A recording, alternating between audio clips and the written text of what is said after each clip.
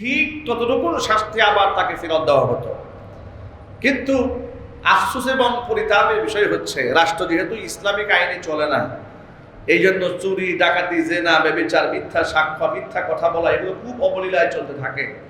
এই জন্য প্রত্যেকটা মুমিন মুসলমানের উচিত জীবনের ব্যক্তিগত অঙ্গনে ইসলাম কায়েমের সাথে সাথে রাষ্ট্রীয় ব্যবস্থাপনায় ইসলাম কায়েমের সংকল্প করা। কথা বলতে হবে ঠিক। রাষ্ট্র ব্যবস্থায় যদি ইসলাম না থাকে, তাহলে এই মতিউর রহমান এবং বেনজির এগুলা বন্ধ হবে না। একের পর এক বেনজির যাবে, আরেক বেনজির আসবে। এক মতিউর রহমান যাবে, ওর থেকেও double Motiur Rahman max pro আবিষ্কার হয়ে যাবে। ঠিক কিনা বলেন? গতকালকে পত্রিকাতে পেয়েছে, কালবেলা পত্রিকাতে রিপোর্ট করেছে, 1 দশকের ভেতরে আফগানিস্তান পৃথিবীর ধনী রাষ্ট্রে পরিণত হচ্ছে। কয় দশক? মাত্র 1 দশক। 10 বছরের ভেতরে, আগামী ইনশাআল্লাহ 10 বছরের ভেতরে পৃথিবীর ধনী রাষ্ট্রে পরিণত হতে যাচ্ছে আফগানিস্তান। কেন? রাষ্ট্র ব্যবস্থায় ইসলাম চলে গেছে। আর 52-53 বছর দেশ স্বাধীন হয়ে গেছে, এখনো পর্যন্ত অবস্থা আমাদের কপাল খুলে নাই, ভাগ্য খুলে নাই। হতাশা আমাদেরকে শেষ করে ফেলেছে। অনিসলামিক সরকার থাকা অবস্থায় আফগানিস্তানের মুদ্রা হারে ডলার ছিল 133 টাকা। ওদের দেশের $1 সমপরিমাণ 133 রুপি ছিল। আর সেটা আফগান তালিবান সরকার ক্ষমতা আসার পরে এখন বর্তমান বাজারে তাদের ডলারের মূল্য কমাতে কমাতে তারা এখন 54 টাকায় রেখে গিয়েছে। আল্লাহু আকবার বলুন। হৃদয়ের সবটুকুন ভালোবাসা উজাড় করে শ্রদ্ধা জড়িত কণ্ঠে মহান মনিবের শেখানো ভাষায় শুকরিয়া আদায় করছি। জবান ছেড়ে দিয়ে সকলে একযোগে বলছি আলহামদুলিল্লাহ। রব্বানা লাকাল হামদ হামদান কাসীরা তাইয়িবান মুবারাকান ফীহি রব্বানা লাকাল হামদু কামা ইয়ানবাগি লিজালালি ওয়াজহিকা ওয়া আযীমি সুলতানিকা। আল্লাহ পাক আমাদের জুমার নামাজকে কবুল করুন। আমিন। আমাদের জিন্দেগীর গুনার খাতা আল্লাহ তাআলা মাফ করে দিন। আমিন। কাল কিয়ামতের কঠিন ময়দানে আল্লাহ পাক আজকের ইবাদত, জিকির, আজকার, তাসবিহ, তাহলিল আমাদের সকলের নাজাতের জরিয়া হিসেবে কবুল করুন। আমিন। আল্লাহ পাককে পাওয়া আল্লাহ সহজ করেছেন। আল্লাহকে চেনা আল্লাহ খুব সহজ করে দিয়েছেন। মানুষকে খুশি করা পৃথিবীর মধ্যে সবচেয়ে কঠিন কাজ। আল্লাহকে খুশি করা পৃথিবীতে সবচেয়ে সহজ কাজ। অথচ প্রতিনিয়ত আমরা মানুষকে খুশি করার পেছনে মরিয়া হয়ে কাজ করে যাচ্ছি। কিন্তু এই কথাটা মাথায় একবারও আমরা আনি না যে মানুষকে আমি কোনো কিছুতেই সন্তুষ্ট করতে পারবো না। না আপনি আপনার স্ত্রীকে সন্তুষ্ট করতে পারবেন, না সন্তানদেরকে। আপনি কত কোটি টাকা স্ত্রীকে দিলে, কত কোটি টাকা সন্তানদের জন্য রেখে আপনি মারা গেলেন, সন্তানদের খুশি করতে পারবেন এর সুনির্ধারিত কোনো অঙ্ক পৃথিবীর কেউ কোষে শেষ করতে পারবে না। এর একটা জ্বলন্ত উদাহরণ হচ্ছে আলোচিত সমালোচিত দুর্নীতিগ্রস্ত সরকারি আমলা মতিউর রহমান। সন্তানদেরকে লাক্সারি লাইফ লিড করার সুযোগ করে দিয়েছে। বিদেশে যে মেয়েটা থাকে, সে মেয়েটা যে গাড়িতে চলে, সে গাড়ির দাম সাংবাদিকদের লিখনি অনুযায়ী 4 কোটি টাকা। 4 কোটি টাকার গাড়িতে চলা মেয়ে বলছে, আল্লাহর কসম বাবাকে আমি ছাড়বো না, সে আমাদের উপর জুলুম করেছে।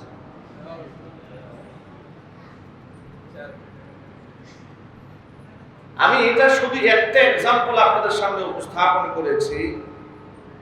সন্তানদেরকে আপনি যত কিছু দেন না কেন, সন্তানদের মন আপনি ভরাতে পারবেন না।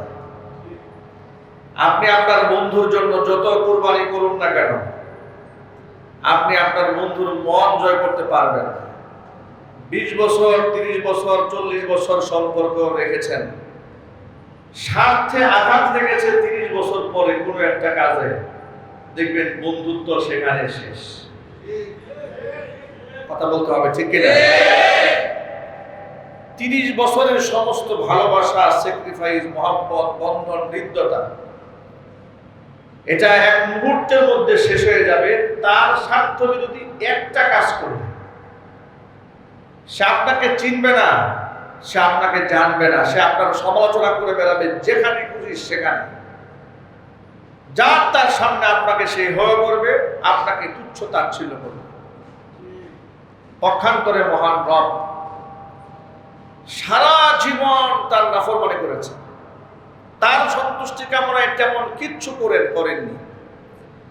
কিন্তু আল্লাহ নারাজ হয়ে, অসন্তুষ্ট হয়ে কখনো আসমানের ফেরেশতাদের কাছে বলে বেড়ায় না যে আমার এই বান্দা এত নাফরমান, এত খারাপ কাজ করেছে, কশ্চিন কালে আমি ক্ষমা করব। বরং আল্লাহ পাক বান্দাদেরকে এইভাবে কথা বলে ডাকতে থাকেন, বান্দারে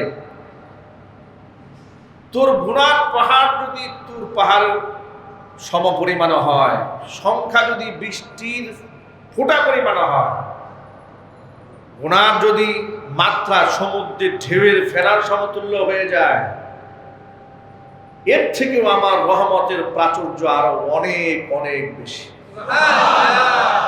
ওয়াসিআত রাহমাতি আলা গাদাবি, আমার ক্রোধের উপর আমার রহমত সবসময় বিজয় লাভ করে।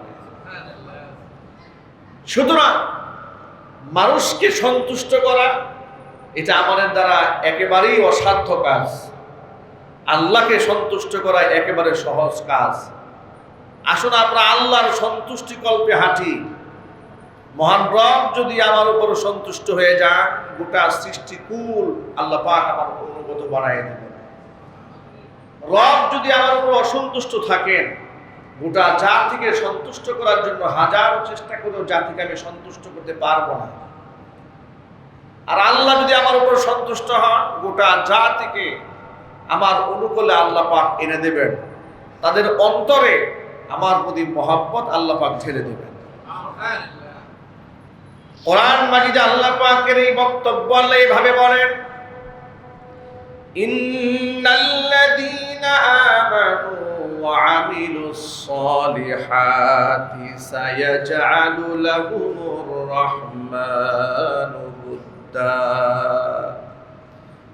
নিশ্চয় যারা ঈমান আনে, ওয়া আমিলুস সালিহাত, ঈমান এনে যারা ভালো কাজ করে, সায়াজআলু লাহুমুর রাহমানু উদ্দা, আমি রহমান দয়ালু আল্লাহ রাব্বুল আলামিন মানুষের অন্তরে তাদের জন্য মহাব্বত, আন্তরিকতা পয়দা করে দেই।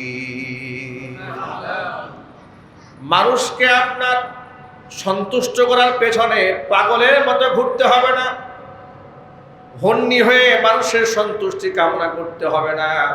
আল্লাহর সন্তুষ্টি আপনি কামনা করেন, আল্লাহ রাব্বুল আলামিন মানুষের অন্তরে আপনার জন্য মহাব্বত ঢেলে দেবেন। বান্দাকে আল্লাহ কত ভালোবাসেন, কোরআন মাজিদে আল্লাহ পাক বলেছেন, হাজার অন্যায় বান্দা করেছে, বান্দা যদি তওবা করে আমার দিকে ফিরে আসে আর যদি ভালো আমল করে, ইল্লা মান তাবা ওয়া আমানা ওয়া আমিলা আমালান সালিহান ফাউলাইকা ইউবাদদিলুল্লাহু সাইয়্যাতিহিম হাসানাত ওয়া কানাল্লাহু গফুরুর রহিমা। ইল্লা মান তাবা, বান্দা চুরি করেছে, ডাকাতি করেছে, জেনা বদমাশি করেছে, মিথ্যা কথা বলেছে, সুদের ব্যবসা করেছে, শত অন্যায় অপরাধ করার পরেও যদি বান্দা তওবা করে ফেলে আর নতুন করে ঈমান আনয়ন করে, ওয়া আমিলা আমালান সলিহা, এরপরে সে ভালো কাজ করতে শুরু করে দেয়। 20 বছর, 30 বছর, 40 বছর, 50 বছর বান্দা গুনাহ করেছে, তওবা করার পরে আমলনামা যখন শূন্য হয়ে গেল, 30 বছরে আমলনামা আল্লাহ তাআলা শূন্য রাখবো না। ফাউলাইকা ইউবাদদিলুল্লাহু সাইয়্যাতিহিম হাসানাত, তার যতগুলা গুনাহ ছিল সমস্ত গুনার পরিবর্তে আমি আল্লাহ নেকি দ্বারা আমলনামাগুলো বদলায়া দেব। কারণ হাদিস শরীফের মধ্যে এসেছে, আত-তাইবু মিনাদ দামবি কামান লা দামবালা, বান্দা যদি কোনো তওবা করে ফেলে অন্যায় করার পরে, বান্দার অবস্থা এমন হয় যে বান্দার জীবনে কোনো গুনাহ করে নাই। তাহলে একটুখানি চিন্তা করুন, কোনো ব্যক্তি 40 বছর শুধু গুনাহ করেছে, কোনো নেক কাজ করেনি, আমল করেনি, এখন সেই ব্যক্তির আমলনামা থেকে যখন গুনাহগুলো মুছে গেল, আমলনামা জিরো হয়ে যাবে না, শূন্য হয়ে যাবে না? আল্লাহ পাক বলছেন যে না, আমলনামা শূন্য হবে না। ফাউলাইকা ইউবাদদিলুল্লাহু সাইয়্যাতিহিম হাসানাত, ব্যক্তির খারাপ কাজগুলা মুছে দিয়ে আমি ওই জায়গাগুলা, গ্যাপ জায়গাগুলা নেকি দ্বারা পরিপূর্ণ করে দেব।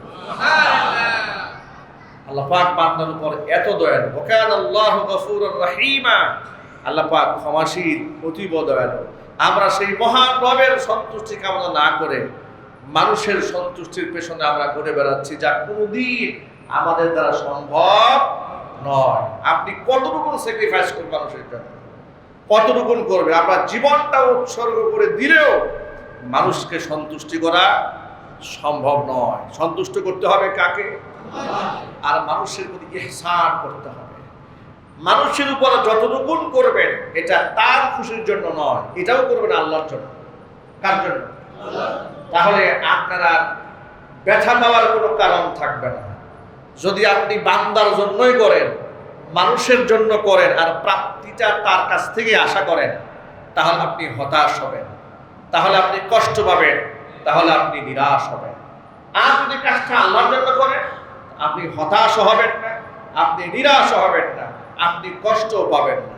কারণ বিনিময় দেবেন কে? আল্লাহ। বিনিময় কে দেবেন? আল্লাহ। আর যদি বান্দার কাছ থেকে প্রাপ্তি আশা করেন, যদি উপকার করেন, তাহলে আপনি মনে মনে আশা করে আছেন যে আমি তার এত উপকার করেছি, নিশ্চয়ই সে কিছু না কিছু তো আমার জন্য করবে। একটা পর্যায়ে আপনি হতাশ হয়ে যাবেন, একটা পর্যায়ে আপনি নিরাশ হয়ে যাবেন যে আমি এত করলাম আর এই লোক আমারও ভুলে গেল, আমি এত কোরবানি তার জন্য করেছি, সে আমার আজকে অবদান সব ভুলে গেছে। একটা পর্যায়ে আপনি কি করলেন? সবার সামনে বলে ফেললেন, ভুলে যেও না আমি তোমার এই দিয়েছি সেই দিয়েছি, আপনি খুঁটা দিয়ে বসলেন। একটা পর্যায়ে খুঁটা দেওয়াতে তাকে যা দিয়েছিলেন, দিয়ে যা অর্জন করেছিলেন, আপনি একে এক খুঁটা দিয়া একেবারে সব শেষ করে দিয়েছেন। এই জন্য মানুষের জন্য যদি আমরা কিছু করি, প্রাপ্তি আশা করব কার কাছে? আল্লাহর কাছে। আল্লাহর কাছে। আল্লাহর কাছে রেকর্ড হয়ে থাকে। নবী করিম সাল্লাল্লাহু আলাইহি ওয়াসাল্লাম বলেছেন, আল্লাহ সুবহানাহু ওয়া তাআলা বান্দার উপর ততক্ষণ পর্যন্ত রহমত দান করতে থাকেন যতক্ষণ পর্যন্ত এক বান্দা আরেক বান্দার উপর দয়া করে থাকেন। এমনকি নবী করিম সাল্লাল্লাহু আলাইহি ওয়াসাল্লাম এও বলেছেন যে এক কদম অন্যের উপকারে যদি কেউ পা বাড়ায়, মাত্র এক কদম চেষ্টা করেছে, আমার মসজিদে নববীতে 1 মাস ইতিকাফ করার সওয়াব আল্লাহ পাক তার আমলের মধ্যে লিখে দিয়েছেন। তাহলে প্রাপ্তি যেহেতু আল্লাহর কাছ থেকে আসে, বিনিময় যেহেতু আল্লাহর পক্ষ থেকে আসে, অতএব বান্দা আমার এটা পাওয়ার পরে কি হলো, কি করলো না করলো, এটা আমার দেখার কোনো দরকার নাই। আপনাদেরকে একটা কথা বলি, আমরা যখন ফকির এবং মিসকিনদেরকে দান করি, দান করার পরে আমরা মনে মনে আশা করি যে সে খুব শুকরিয়া আদায় করে আমার জন্য একটু দোয়া করবে। আশা করি না? মনে মনে আশা করার কোনো দরকার নেই। ফকির মিসকিন আপনাকে জাযাকাল্লাহ বললো, কিংবা আল্লাহ আপনার দান কবুল করুক এগুলো বললো, কিংবা আল্লাহ আপনাকে দুনিয়া আখিরাতে ভালো রাখো এগুলো বললো না বললো, কিচ্ছু দায় আসে না। ফকিরের হাতে মিসকিনের হাতে দেওয়ার পরে সে কি অভিব্যক্তি ব্যক্ত করেছে এটা আমার দেখার কোনো দরকার নাই। আপনি দেখবেন যে দেওয়ার সময় আপনার মন কি বলেছে। আপনি ওর চেহারার দিকে তাকায় না থেকে একটু নফসের দিকে তাকান যে আমার নফস কি বলেছে। আমার নফস যদি বলে আমি আল্লাহর সন্তুষ্টি কল্পে এটা দিয়েছি, ফকির যদি সেই টাকা ছিঁড়েও ফেলে আমার দেখা দরকার নাই। কথা বলেন ঠিক কিনা? ও আমার জন্য দোয়া করে না বন্ধ করুক, তাও দেখা দরকার নাই। আমি দিয়েছি কার সন্তুষ্টি কল্পে? আল্লাহ যেন দিয়েছি, বিনিময় আল্লাহ পাক লিখে দিয়েছেন। আল্লাহু আকবার বলেন। ইমানদার বান্দা যারা, যাদের গুণাবলী আমরা ধারাবাহিক বর্ণনা করছিলাম সূরা ফুরকান থেকে, আল্লাহ রাব্বুল আলামিন এর মধ্যে এটাও বলছেন, ওয়াল্লাযীনা লা ইয়াশহাদুনা আয-যুর ওয়া ইযা মাররু বিল-লাগবি মাররু কিরামা। আমার ইমানদার বান্দা কোনদিন মিথ্যা সাক্ষ্য দেবে না। লা ইয়াশহাদুনা আয-যুর, মিথ্যা সাক্ষী দেবে না, মিথ্যা কথা বলবে না। এটা ইমানদার বান্দা, দয়াময় আল্লাহর বান্দাদের অনন্য এক অসাধারণ বৈশিষ্ট্য হতে হবে। কিন্তু সমাজের মধ্যে মিথ্যা সাক্ষ্য আছে না নাই? মিথ্যা কথা আছে না নাই? আদালতে 500 টাকা দিলে মিথ্যা সাক্ষী হাজির হয়ে যায়। মিথ্যা সাক্ষী দিয়ে আপনি যাকে সাজা দিলেন, আপনি যত মানুষকে ঠকিয়েছেন মিথ্যা সাক্ষীর বিনিময়ে। মিথ্যা সাক্ষ্য দেওয়া ইসলামের যে কত বড় গুনাহ। যদি ইসলামী দণ্ড শরীয়ী আইন কোনো দেশে কায়েম থাকতো, প্রমাণিত হয় সেই ব্যক্তি মিথ্যা সাক্ষ্য দেয়, তাহলে মিথ্যা সাক্ষ্য দিয়ে ব্যক্তির উপর যতটুকু শাস্তি সে আরোপ করেছে ঠিক ততটুকু শাস্তি আবার তাকে ফেরত দেওয়া হতো। কিন্তু আফসোস এবং পরিতাপের বিষয় হচ্ছে, রাষ্ট্র যেহেতু ইসলামিক আইনে চলে না, এই জন্য চুরি, ডাকাতি, জেনা, ব্যভিচার, মিথ্যা সাক্ষ্য, মিথ্যা কথা বলা এগুলো খুব অবলীলায় চলতে থাকে। এই জন্য প্রত্যেকটা মুমিন মুসলমানের উচিত জীবনের ব্যক্তিগত অঙ্গনে ইসলাম কায়েমের সাথে সাথে রাষ্ট্রীয় ব্যবস্থাপনায় ইসলাম কায়েমের সংকল্প করা। কথা বলতে হবে ঠিক? রাষ্ট্র ব্যবস্থায় যদি ইসলাম না থাকে তাহলে এই মতিউর রহমান এবং বেনজির এগুলা বন্ধ হবে না। একের পর এক বেনজির যাবে, আরেক বেনজির আসবে। এক মতিউর রহমান যাবে, ওর থেকেও double Motiur Rahman max pro আবিষ্কার হয়ে যাবে। ঠিক কিনা বলেন? গতকালকে পত্রিকাতে পেয়েছে, কালবেলা পত্রিকাতে রিপোর্ট করেছে, 1 দশকের ভেতরে আফগানিস্তান পৃথিবীর ধনী রাষ্ট্রে পরিণত হচ্ছে। কয় দশক? মাত্র 1 দশক। 10 বছরের ভেতরে, আগামী ইনশাআল্লাহ 10 বছরের ভেতরে পৃথিবীর ধনী রাষ্ট্রে পরিণত হতে যাচ্ছে আফগানিস্তান। কেন? রাষ্ট্র ব্যবস্থায় ইসলাম চলে গেছে। আর 52-53 বছর দেশ স্বাধীন হয়ে গেছে, এখনো পর্যন্ত অবস্থা আমাদের কপাল খুলে নাই, ভাগ্য খুলে নাই। হতাশা আমাদেরকে শেষ করে ফেলেছে। অনিসলামিক সরকার থাকা অবস্থায় আফগানিস্তানের মুদ্রা হারে ডলার ছিল 133 টাকা। ওদের দেশের $1 সমপরিমাণ 133 রুপি ছিল। আর সেটা আফগান তালিবান সরকার ক্ষমতা আসার পরে এখন বর্তমান বাজারে তাদের ডলারের মূল্য কমাতে কমাতে তারা এখন 54 টাকায় রেখে গিয়েছে। আল্লাহু আকবার বলুন। কোরআনে মাজিদে আল্লাহ পাকের ওয়াদা আছে, লাউ আন্না আহলাল কুরা আমানু ওয়াত্তাকাউ, জনপদের লোকেরা যদি ঈমান আনে, তাকওয়া অর্জন করে, লাফাতাহনা আলাইহিম বারাকাতিম মিনাস সামাই ওয়াল আরদ, আসমান এবং জমিনের রহমতের দুয়ার ওই জনপদের লোকদের জন্য আমি উন্মুক্ত করে দেব। আল্লাহ কি মিথ্যা ওয়াদা করেন? আল্লাহ মিথ্যা ওয়াদা করেন? যখন গোটা উপমহাদেশের মানুষগুলা রৌদ্রের তাপে, খরদ তাপে জ্বলে পুড়ে খাক হয়ে যাচ্ছিল, আমাদের দেশের টেম্পারেচার 40 ঊর্ধ্ব হয়ে যাচ্ছিল, 41-42 পর্যন্ত পৌঁছে গিয়েছিল, তখন আফগানের তাপমাত্রা ছিল 22 ডিগ্রি 18 ডিগ্রি সেলসিয়াস তাপমাত্রা। ফসলে ভরপুর হয়ে গিয়েছে। যে ময়দানে আগে ফসল হয় নাই সেখানে এত বেশি ফসল হচ্ছে, এত বেশি আনারের চাষ হচ্ছে। কারণ দুর্নীতি তো জিরো, দুর্নীতির কোনো সুযোগ নাই। পার্লারগুলো বন্ধ হয়ে গেছে, ছেলেদের দাড়ি রাখা বাধ্যতামূলক হয়ে গেছে, টাকনুর উপরে কাপড় পরা ওয়াজিব হয়ে গেছে রাষ্ট্রীয়ভাবে, সব যখন চালু হয়ে গেছে, আল্লাহর রহমত এমন ভাবে নাজিল হচ্ছে। গতকালকে সংবাদ বলছে মাত্র 10 বছরের ব্যবধানে যেভাবে চলছে আফগান, যদি চলতে থাকে পৃথিবীর ধনী রাষ্ট্রে পরিণত হবে আফগানিস্তান। সুতরাং এই যে আজকে দেখেন না, আমি আফগানি পাগড়ি পরেছি, আলহামদুলিল্লাহ বলবেন না? তালেবানি পাগড়ি, এটা শুধু আমরা পোশাকেই তালেবান নয়, আমরা চেতনায় তালেবান। কথা বলতে হবে তো, ঠিক কিনা? চেতনায় তালেবান হতে হবে, চেতনায় ইমানদার হতে হবে। শুধুমাত্র মিলাদ পড়া মৌলবি দিয়ে পৃথিবীর মধ্যে শান্তি কায়েম হবে না। মৌলবিদের অস্ত্রধারী হতে হবে, মুজাহিদের চেতনা লালন করতে হবে। কথা বলতে হবে, ঠিক কিনা বলে? মুজাহিদি চেতনা না থাকলে কাজ হবে না। শুধু পোশাকে ইসলাম থাকলে হবে না, পোশাকে এবং চেতনায় উভয়টার মধ্যে ইসলাম থাকতে হবে। আল্লাহ পাক যেন আমাদেরকে সেটা দান করেন।